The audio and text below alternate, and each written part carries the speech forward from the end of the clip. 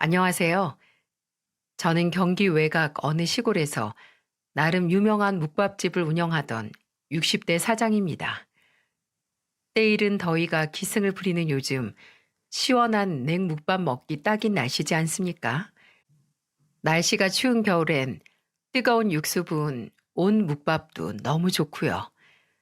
불과 얼마 전까지도 이렇게 날씨 바뀌는 걸 묵밥 종류로 체감하던 저지만 소시적엔 도시에서 직장 생활을 하던 샐러리맨이었답니다. 기억을 더듬고 있자니 생각지도 않았던 장사의 길로 뛰어든 게 마치 어제 일처럼 생생하게 떠오르는군요. 남들과 조금 다른 특별한 묵 제조 비법으로 전 매일매일 하루 장사할 분량만큼 묵을 쓰고 있는데요. 그럴 때마다 이 사연투부가 좋은 친구가 되어줬어요. 그 고마움을 이런 식으로 갚게 되는군요. 제 사연을 보내는 것으로요. 지금쯤 궁금해하는 분들 분명 계실 겁니다.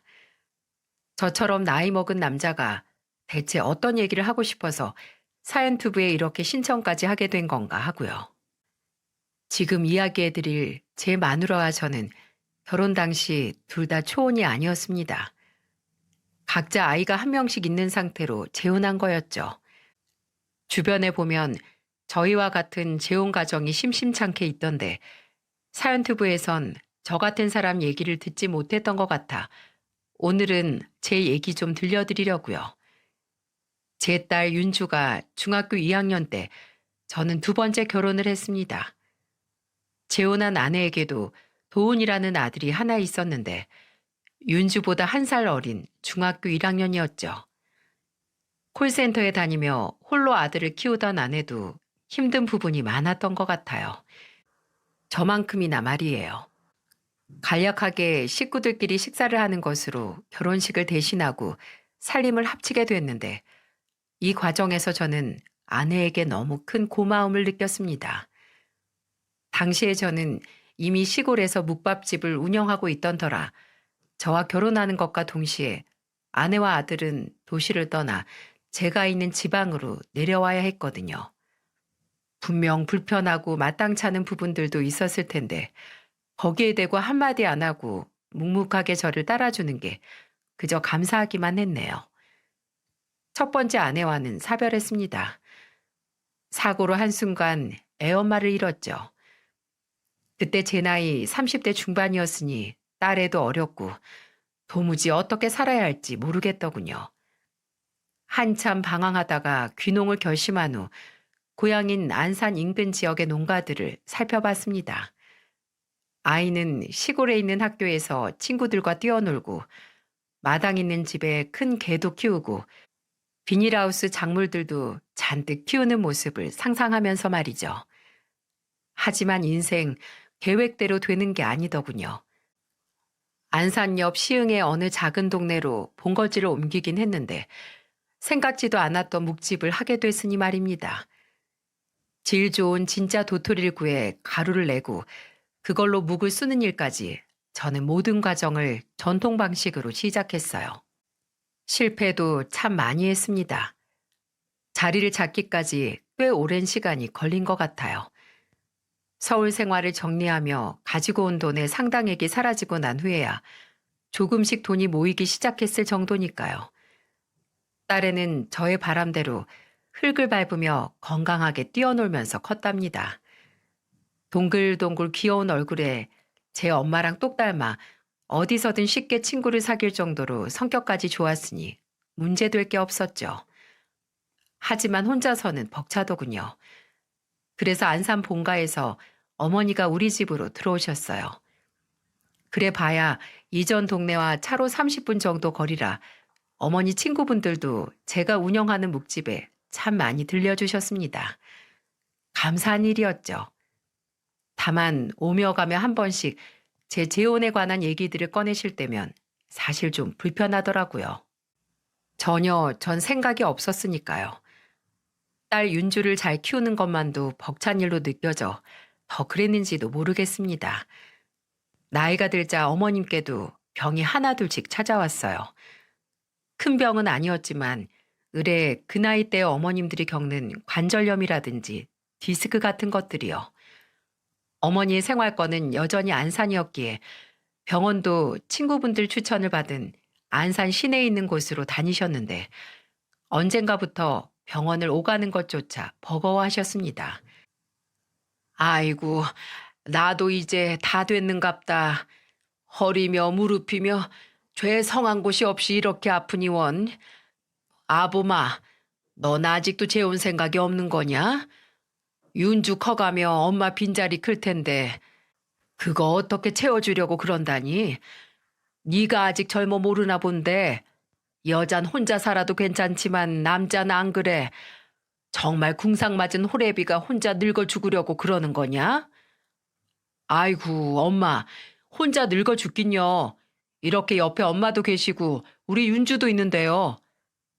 이 엄마는 안 죽고 어디 천년 만년 산다니? 게다가 품 안의 자식이라고 윤주도 크면 결국 시집가고 없을 건데 괜히 나중에 후회하지 말고 이 애미 말 들어.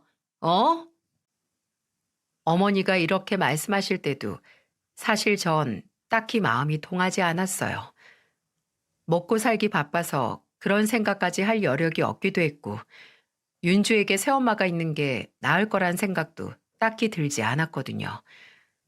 그러다 마음을 돌리게 된 결정적인 이유가 있었는데요. 그건 바로 윤주였습니다. 그날도 여느 날처럼 장사 준비를 하고 있을 때 애 학교에서 연락이 온 겁니다. 막 중학교에 입학한 윤주가 제 친구랑 싸웠다고 말이에요. 좀 심하게 다툰 모양이더라고요. 선생님이 당장 학교로 와달라고 할 만큼이요. 가서 보니 들은 것보다 더 가관이더군요. 머리는 온통 헝클어지고 심지어 교복 상의 한쪽은 찢어지기까지 한 상태로 목에 긁힌 자국 위로 피가 맺힌 채 윤주가 씩씩거리고 있었어요. 저는 그런 윤주를 보고 놀라 물었습니다. 윤주야, 이게 무슨 일이야? 괜찮은 거야? 윤주가 저를 보더니 울음을 터뜨렸어요. 지금껏 단 한 번도 친구와 이런 식으로 싸우지 않았던 애라 충격이 더 컸죠. 다툰 이유를 들으니 더 기가 막혔습니다. 친구가 윤주에게 엄마 없는 걸 문제 삼으며 비아냥거렸다는 거예요. 그쪽 부모와 아이들의 일은 잘 해결됐지만 그때 가슴으로 얼마나 많은 눈물을 쏟았는지 모릅니다. 그 일을 계기로 전 재혼을 결심하게 됐어요. 윤주에게도 엄마가 필요하다는 생각이 절실히 들었으니까요. 할머니로도 충분할 거라는 건 모두 다 저의 착각이었죠. 재혼의 뜻을 비췄더니 어머니는 쌍수를 들고 환영하시더군요. 그토록 고대해오던 일이니까요. 그 후로 일은 일사천리로 진행됐습니다. 선으로 만났지만 우리는 서로에 대해 알아갈 시간을 충분히 가졌어요. 저는 사별로 혼자가 된 것이지만 아내는 이혼이었던 탓에 더 조심스러운 면도 분명히 있었을 거예요. 만나면 만날수록 이 사람이다 싶었습니다. 하지만 서두르지 않았어요. 어디선가 들었거든요. 사람은 최소한 사계절을 함께 해본 후에야 조금쯤 서로에 대해 알 수 있다고요. 그것도 짧았던 걸까요? 아니면 세상 인연이라는 게 어쩌면 다 모험인 걸까요? 그간의 일들을 돌이켜봤을 때 가장 어울리는 속담은 열 길 물속은 알아도 한 길 사람 속은 모른다는 것이었지 않나 싶습니다. 재혼하고 처음엔 모든 게 다 좋았어요. 대부분의 시작이 그러하던 말이에요.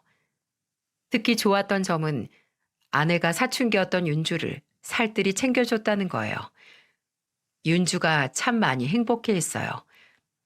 그만큼 저도 도훈이에게 마음을 쏟으려 노력했습니다. 비록 쉽지 않았지만 말이에요.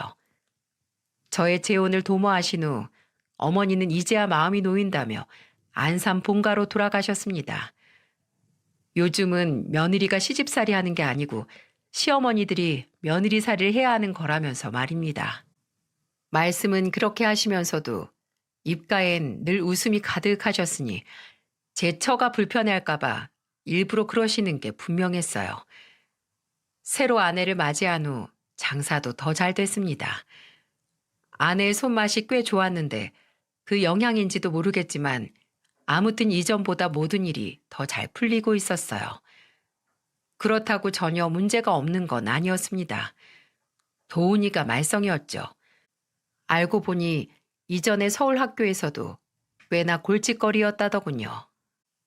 윤주한테 들은 바로는 고작 1학년인 도훈이를 건드릴 수 있는 학생은 아무도 없다고 했어요. 그런 바람에 괜히 윤주까지 무서워하는 애들이 생길 정도였다네요. 상상이 되시나요? 14살짜리가 애들과 싸우고 돌아다니고 학생과에 끌려가 징계를 받고 병원비를 물어주는 것에 반복된 일상을 살아간다는 것이요. 대체 어떻게 하면 이 굴레를 끊어낼 수 있을지 얼마나 고심했는지 모릅니다. 아내처럼 저도 아들과 좋은 관계로 지내고 싶었어요. 하지만 마음을 활짝 열고 있는 윤주와 달리 도훈이의 태도는 꽁꽁 얼어붙은 시베리아의 얼음 같았죠. 고등학생이 되자 도훈이의 비행은 더 심각해져만 갔습니다. 아내와 제가 아무리 혼을 내고 벌을 주고 또 바뀔 수 있다고 격려하고 감싸안아도 아무 소용이 없었죠. 그렇게 아들 문제로 고군분투하던 어느 날 저의 정신적 지주와도 같던 어머니께서 돌아가셨습니다. 가슴이 미어지는 듯 했죠. 한겨울 빙판길에 미끄러지면서 엉치뼈를 다치셨는데 자리를 털고 일어나지 못하셨어요. 그 일로 상당히 오랜 시간 병원에 다니셨는데도 호전되기는커녕 합병증을 일으키고 만 겁니다. 어르신들에겐 이런 일이 종종 일어난다네요. 물론 어머님 그것뿐 아니라 고혈압도 문제를 일으키긴 했지만은요. 이 사연을 듣는 분 중에 부모님이 한겨울 빙판길에 넘어졌다고 하면 만사 제쳐두고 큰 병원으로 모시고 가시길 바랍니다. 어르신들은 뼈도 많이 약해진 상태라 단순히 넘어진 것만으로도 수술을 해야 하는 경우가 있다더군요. 게다가 이 수술이 늦어지면 합병증이 생겨 쇠약해지거나 심한 경우 저희 어머니처럼 돌아가시는 경우도 있다고 하니까요. 매번 괜찮다고 하셔서 그런 줄로만 알았지 이렇게 될 줄 누가 알았겠습니까? 몇 달 되지 않은 시간에 이렇게 허무하게 어머니를 보내고 나니 저도 제정신이 아니었어요. 모든 게 다 제 탓인 것만 같아 너무 괴로웠는데 저만큼이나 힘들어한 사람이 있었어요. 그건 바로 어린 시절 할머니 손에 큰 윤주였죠. 할머니의 건강이 이전과 같지 않다는 걸 알고 윤주와 제가 어머니를 자주 들여다보긴 했는데 이렇게 갑작스럽게 떠나실 줄은 누구도 예상 못했으니까요.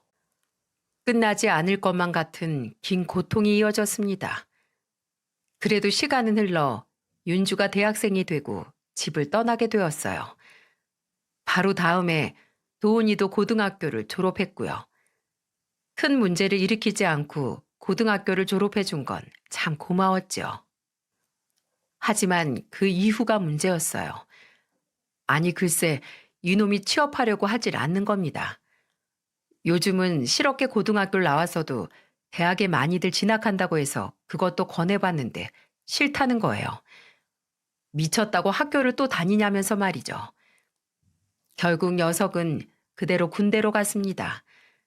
군대 다녀오면 좀 정신을 차릴까 그것만이 우리 부부의 희망이었죠. 하지만 제대하고 나서도 그대로더군요.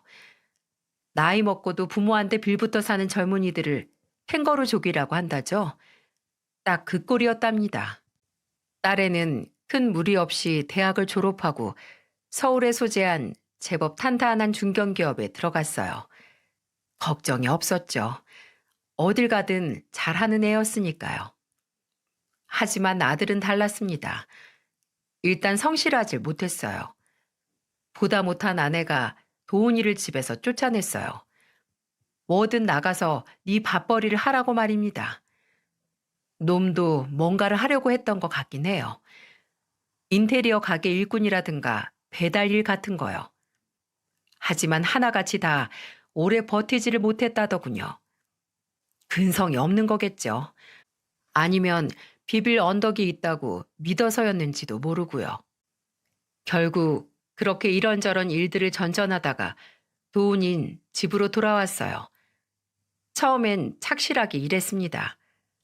하지만 그 모습이 오래가진 않았어요. 길어봐야 5개월 정도였던 것 같네요. 이후로 점점 태만해지기 시작하더니 문제를 일으키기 시작한 겁니다.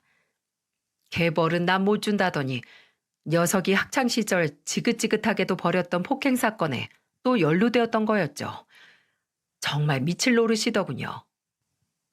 도훈이가 친구와 함께 술을 마시는데 옆 테이블 사람과 시비가 붙었다고 했어요. 그쪽 일행들도 취해 있었고 도훈이 일행도 상당히 취해 있어서 서로 치고받고 아주 개싸움을 벌였다더라고요. 그런 와중에도 도훈이는 한 사람만 잡고 아주 무지막지하게 두들겨 팼다네요. 피해자의 사진을 보는데 말문이 턱 막힐 정도였습니다. 담당 경찰관이 말하길 합의 없이 그대로 두면 녀석은 감옥에 가게 될 거라고 했어요. 과연 이놈에게 갱생의 여지가 있을까 의심스러울 만큼 참담한 심정이었죠. 정말 고민이 많았어요. 그때 도훈이가 눈물을 흘리며 제게 빌더군요. 아버지, 잘못했어요. 술김에 저도 모르게 그만. 취하지 않았더라면 절대 안 그랬을 거예요. 앞으로는 절대 이런 일 없을 거예요. 맹세할게요. 한 번만 용서해 주세요. 네? 용서는 그 피해자에게 구하는 게 맞다. 제가 아들에게서 몸을 돌린 채 차가운 목소리로 말했어요. 그러자 다 큰 사내놈이 바닥에서 얼굴도 들지도 못한 채 엉엉 울며 매달리더군요. 제발 한 번만 기회를 주세요. 저도 그 사람한테 용서 구하고 빌려고 병원으로 찾아갔었어요. 그런데 만나주질 않더라고요. 나중에 메시지가 하나 왔는데 저랑 다시는 얼굴 마주할 생각 없다며 그냥 합의금 달래요. 얼마나? 1,500이요. 한숨밖에 안 나왔습니다. 아내도 옆에서 울고불고 난리였고요. 무릎을 꿇고 호소하던 아들의 모습에 마음이 약해졌던 게 문제였을까요? 이미 지칠 대로 지쳐 있었는데도 자식이 뭔지 한 번만 더 기회를 줘보자 싶더군요. 고심 끝에 저는 결국 합의금을 내준 후 도훈이를 불러 말했어요. 도훈아, 내가 너한테 기회를 주는 건 이게 마지막이다. 다른 사람에게 상처를 입히고 그걸 돈으로 무마하는 건 이것으로 끝이란 소리야. 알아듣겠니? 돈이 아까워서가 아니라 이런 식으로 계속 타인에게 피해를 주고 그걸 돈으로 덮어야 하는 이 모든 상황이 화가 난다고. 너 나한테 다신 이런 일 없을 거라고 약속했지? 마지막으로 딱 한 번만 더 믿어보마. 만약 네가 약속을 어기고 이후로 또 이런 일이 생길 경우엔 절대 널 돕지 않을 거다. 네가 교도소를 가게 되어서 전과자가 되더라도 네가 벌인 짓을 돈으로 막는 일 더는 없을 거란 소리야. 알겠니? 도훈이가 머리를 조아리며 눈물에 참회를 하더군요. 감사합니다, 아버지. 감사해요. 정말 다신 이런 일 없을 거예요. 목숨 걸고 맹세해요. 정말 제 목숨이라도 내어놓을 것처럼 철석같이 약속하더라고요. 그러니 어쩌겠어요. 믿을 수밖에 더 있습니까? 하지만 허망하게도 이 약속은 지켜지지 않았어요. 냉묵밥 매출이 치솟던 정말 덥던 여름이었습니다. 합의금을 주고 나서 반년밖에 지나지 않은 시점에서 또 경찰서에서 전화가 온 거예요. 이번엔 교통과라더군요. 운전하던 도훈이가 또 사고를 친 거였죠. 애가 깜빡이를 켜지 않고 갑자기 차선을 변경하자 뒷차가 놀라서 크락션을 울렸고 거기에 화가 난 도훈이가 끝까지 따라가며 보복운전을 하며 괴롭혔대요. 결국은 길을 막아 차를 세우게 한 다음 제 아들이 상대편 운전자를 끌어내려 무자비하게 폭행까지 했다는 겁니다. 정말 미칠 노릇이었어요. 지난날 도훈이의 눈물과 약속에 속아 합의금을 내준 제가 미워지더군요. 그때 제가 애에게 정당한 처벌을 받게 했다면 피해 운전자가 그런 험한 꼴을 당할 일도 없었을 테니 모든 게 다 제 잘못 같았죠. 이번에도 아내는 울고불고 난리였습니다. 도훈이도 잘못했다며 손이 발이 되게 빌었고요. 하지만 전 같은 실수를 반복하고 싶지 않았어요. 이번에도 마음이 약해져 용서한다면 또 다른 사람이 피해를 볼 게 뻔했으니까요. 만약 그렇게 된다면 도훈이도 도훈이지만 제가 저 자신을 용서할 수 없을 것 같았습니다. 그래서 아들에게 말했죠. 도훈아, 지난번에 네가 나한테 뭐라고 약속했는지 기억나니? 불과 1년도 안 된 일이니 너도 잊진 않았을 거다. 목숨 걸고 맹세한다고까지 했어. 다신 이런 일 없을 거라고. 그런데 이게 뭐냐? 너 때문에 또 다른 사람이 병원 신세를 졌어. 불과 1년도 안 돼서 네 입으로 한 말을 번복해? 앞으로 나는 네가 어떤 소리를 해도 믿을 수 없다. 너라면 안 그렇겠니? 아버지가 저 안 도와주시면 저 정말 감옥에 가요. 제가 전과자가 돼야 속이 시원하시겠어요? 그걸 왜 내 탓이냐 말하는 게냐? 네가 한 짓에 대해선 네가 책임을 지는 게 옳지. 지난번에 내가 돈 내주면 뭐라고 했니? 이런 일 또 생기면 네가 교도소를 가든 전과자가 되든 절대 돈으로 무마해 줄 일 없을 거라고 했지? 저는 도훈이가 제 죗값을 받고 세상에 해선 안 될 짓이 있다는 걸 명확히 알길 바랬습니다. 네가 이렇게 제멋대로 구는 걸 그간 가족들이 묵묵히 참아주고 기다려줬다는 건 아니? 계속 이러는 건 날 무시하고 가족에게 상처 주는 거라고. 이런 식이면 난 널 더 이상 아들로 인정할 수 없어. 어허, 이제야 본색을 드러내시네. 핏줄 다르다고 이제 나 같은 놈 어찌 되든 상관없다 그거죠? 같이 혼을 내도 모자를 파네 이번엔 아내까지 발끈하지 뭡니까? 여보, 아니 어떻게 그렇게 말할 수가 있어. 내가 낳은 자식이잖아. 그럼 당신한테도 자식 아니야?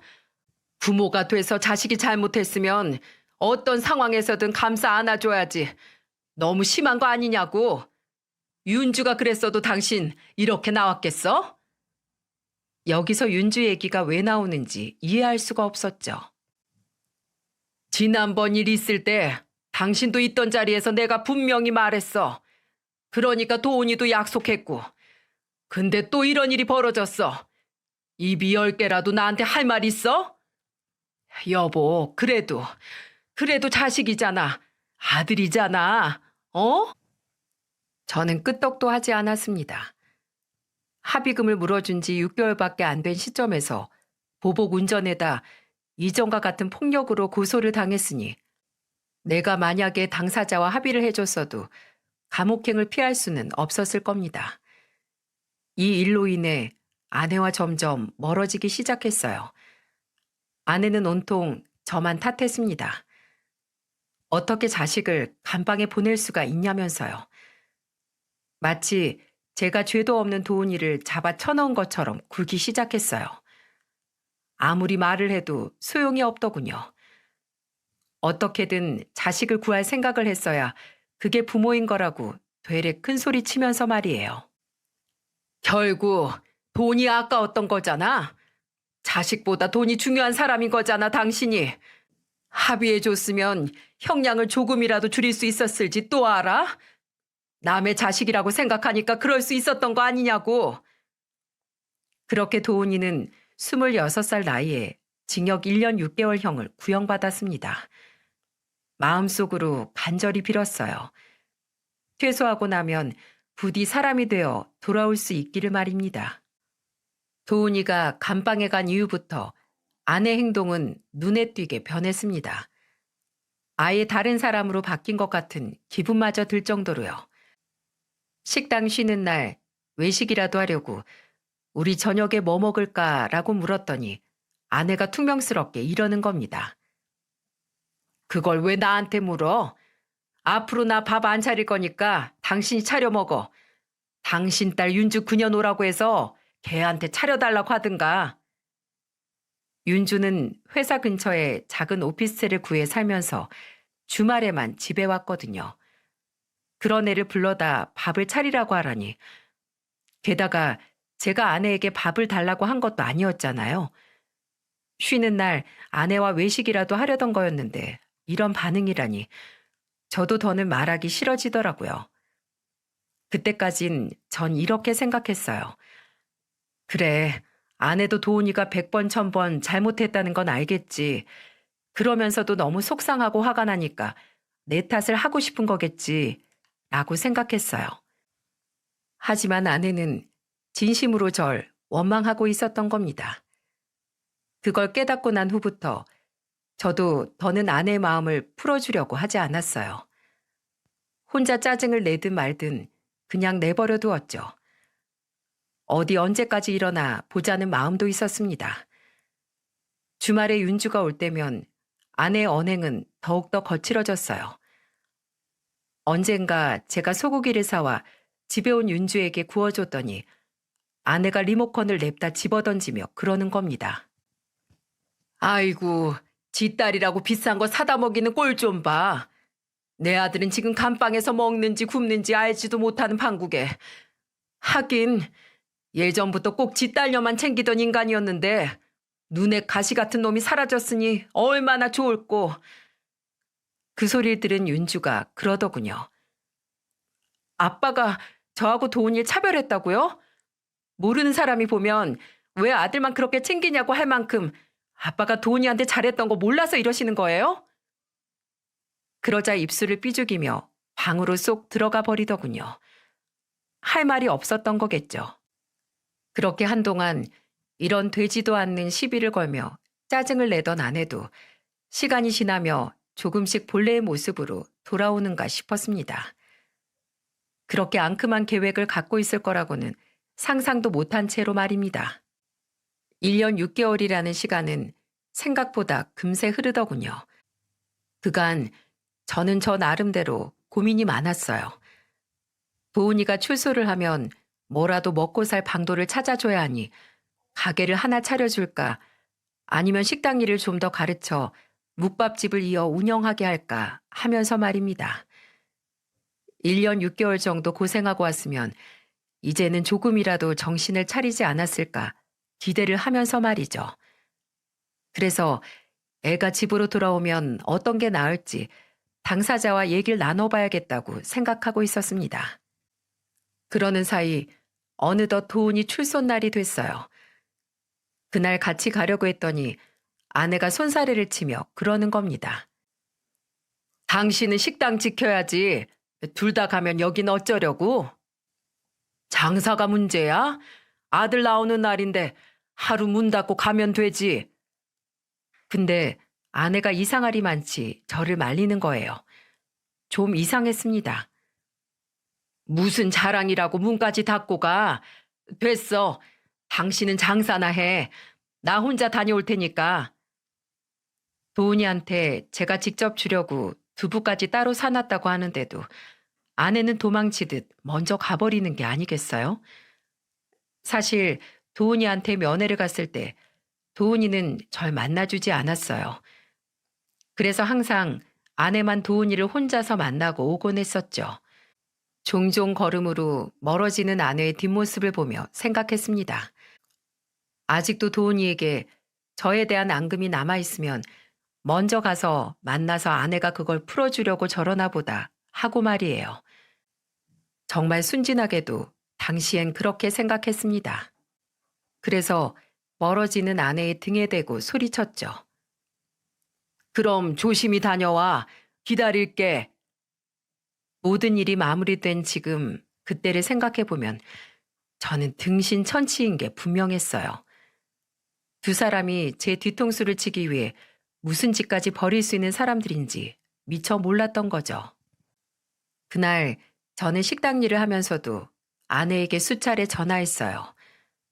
도훈이는 잘 만났는지 어디쯤인지 저녁에 뭘 먹고 싶은지 물어보고 싶어서요. 하지만 아내는 단 한 번도 전화를 받지 않더군요. 메시지도 수차례 남겼습니다. 응답이 없긴 이것도 마찬가지였어요. 아침 일찍 집을 나섰던 아내는 저녁 때가 다 되어서야 가게로 돌아왔더군요. 그것도 혼자서 말이죠. 도훈이는 어, 만날 사람이 있대서 나 먼저 왔어. 거짓말이라는 게 딱 느껴졌어요. 그 녀석 아직도 내가 많이 밉대? 무슨 소리야. 그런 거 아니니까 신경 쓰지 마. 아내는 대수롭지 않게 말했지만 여간 속상한 게 아니었어요. 오늘 저녁 맛있는 거 사주면서 앞으로의 계획에 대해 같이 얘기를 나눠보려고 했었거든요. 지난 일은 다 털고 새롭게 시작하자고 도훈이를 꼭 안아주려고 했는데 그런데 종일 왜 그렇게 연락이 안 됐어? 아, 핸드폰 예약이 다 됐더라고. 누구한테 빌려서라도 연락 한번 해줬으면 좋았잖아.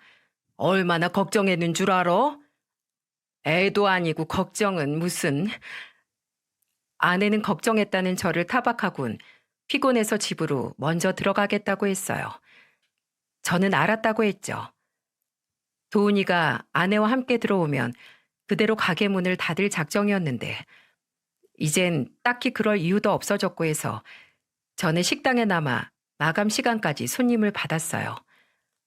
마음이 심란하니 일이라도 해야지 싶었거든요. 마침 그때가 주말이어서 윤주도 제 동생 출소 축하해주러 온다고 했습니다. 그런데 회사에 급한 일이 생겨 늦을 것 같다며 낮에 제게 전화가 왔더라고요. 일이 이렇게 될지도 모르고 전 딸에게 그럼 끝나고 집으로 오라고 했죠. 그리고 연락이 안 되는 아내에게 신경을 쓰느라 윤주에 관해선 까맣게 잊고 있었습니다. 마지막 손님을 보내고 직원들과 부엌이며 홀의 마무리 정리를 하고 있을 때였어요. 윤주가 숨이 턱까지 차서 가게로 뛰어오는 모습이 보였죠. 윤주는 숨을 몰아쉬더니 제 팔을 잡고 다급하게 말했어요. 아빠 큰일 났어. 엄마가 돈이랑 돈. 얼마나 급하게 뛰어온 건지 딸애는 제대로 말도 잇지 못하더군요. 물을 한 잔 마시고 진정한 후 윤주의 입에서는 경악할 만한 소리가 쏟아지더군요. 보통 사람들은 상상도 못할 대단한 방식으로 모자는 제 뒤통수를 치려 했던 겁니다. 13년간 저와 살았던 사람은 대체 누구였을까요? 저희 집은 시골의 주택입니다. 도시 사는 분들은 잘 모르시겠지만 시골집들은 더울 때 현관 방충망만 해두고 문을 열어두는 경우가 많아요. 특히 저희 동네에서는 지금까지도 이게 일반적인 모습이죠. 도훈이에게 주려고 산 셔츠를 들고 윤주가 집으로 들어서려고 했을 때 아내가 누군가와 통화하는 소리가 들리더래요. 그런데 아무래도 느낌이 이상하더랍니다. 그래서 집으로 들어가지 않고 현관 옆쪽 안 보이는 곳에 서서 들었대요. 아빠, 그게 엄마가 도훈이랑 통화하는 소리였어. 그래, 오늘 도훈이가 만날 사람이 있다고 집에 안 왔더라고.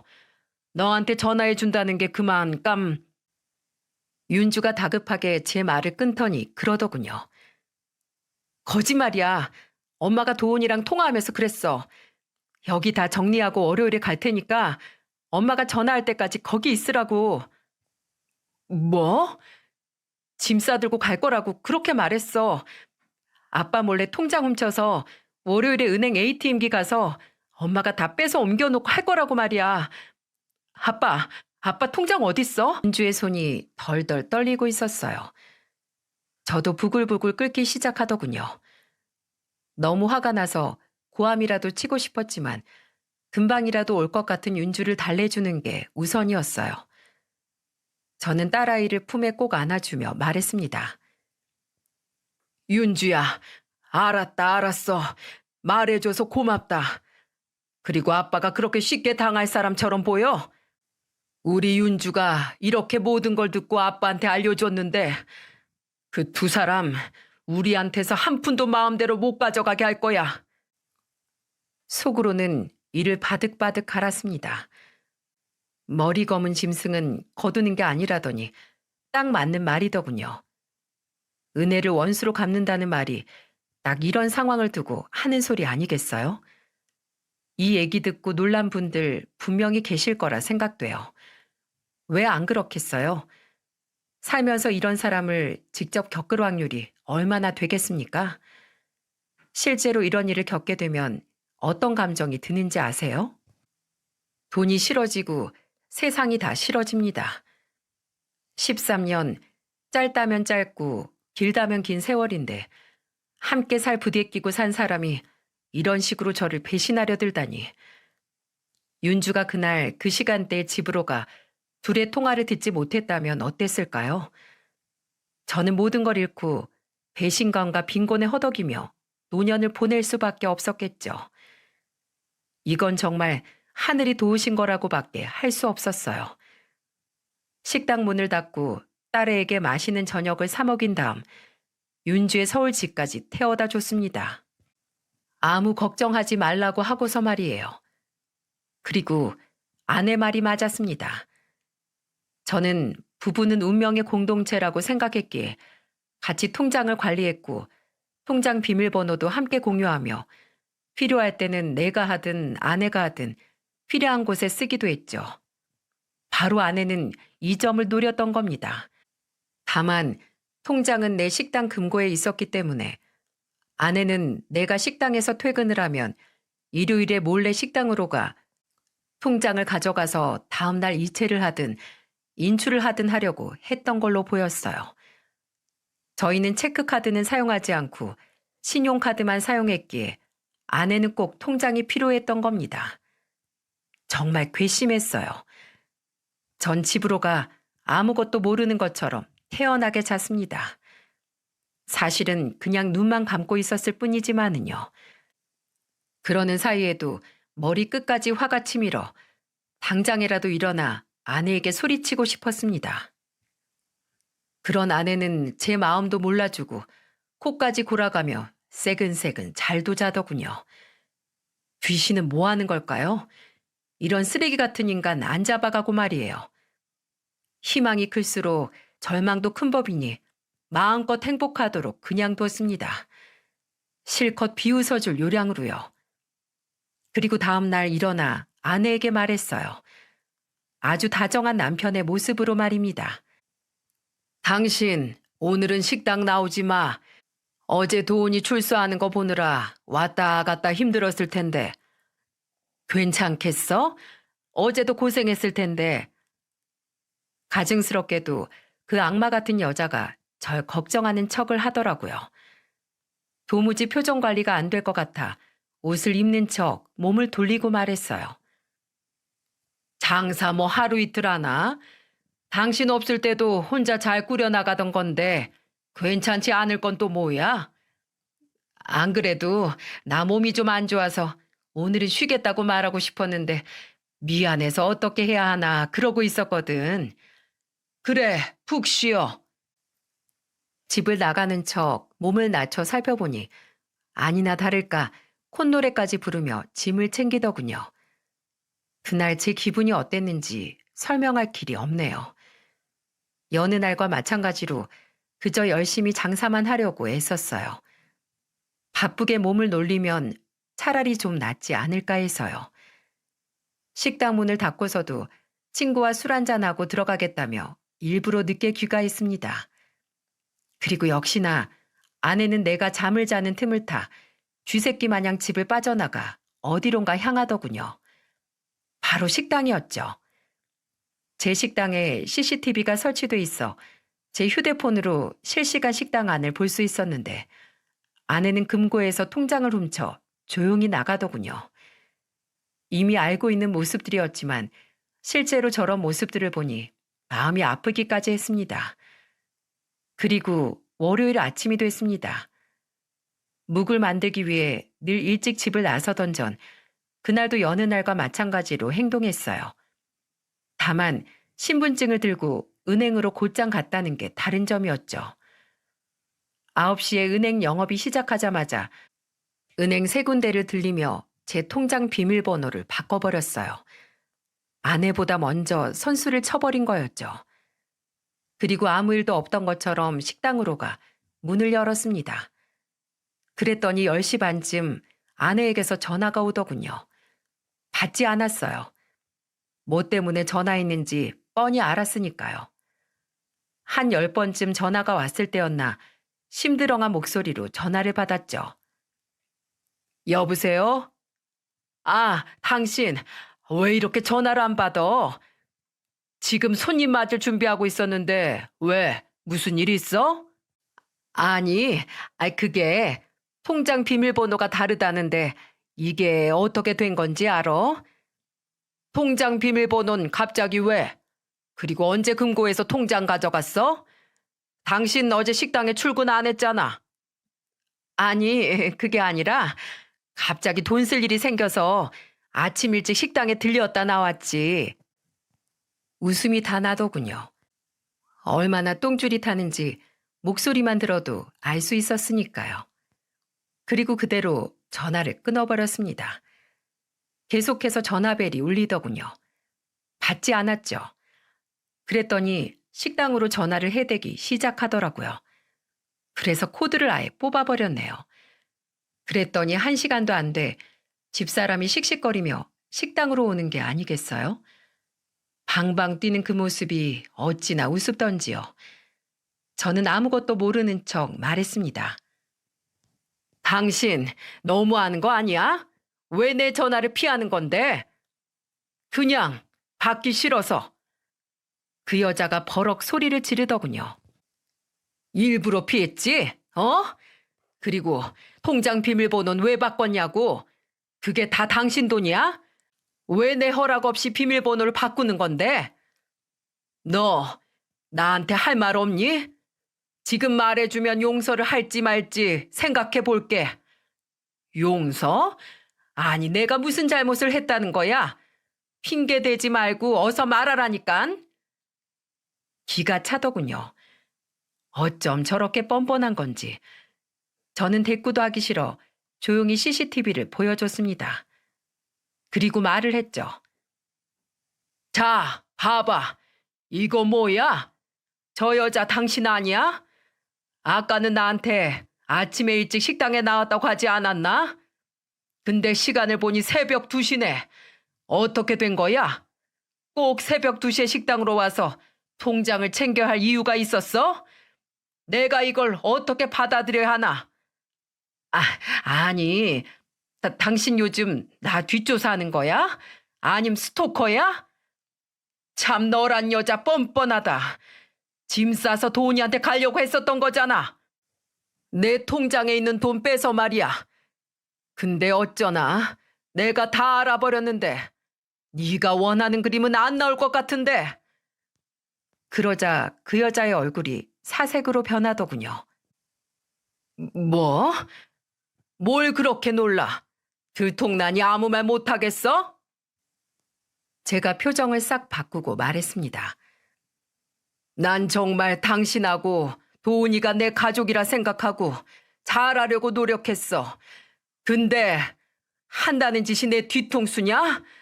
그래, 네가 통화하는 소리 듣고 이미 다 알고 있었다.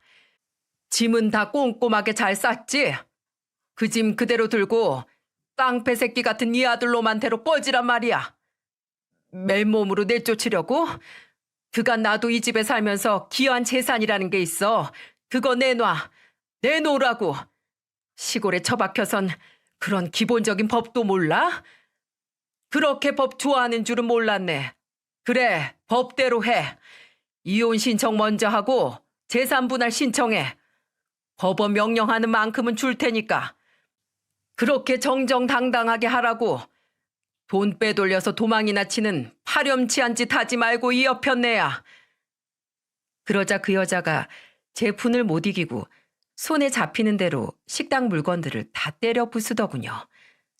저는 말리는 척 동작만 취했습니다. CCTV에 다 찍히고 있었으니까요. 이 모든 자료는 저에게 유리하게 작용했습니다.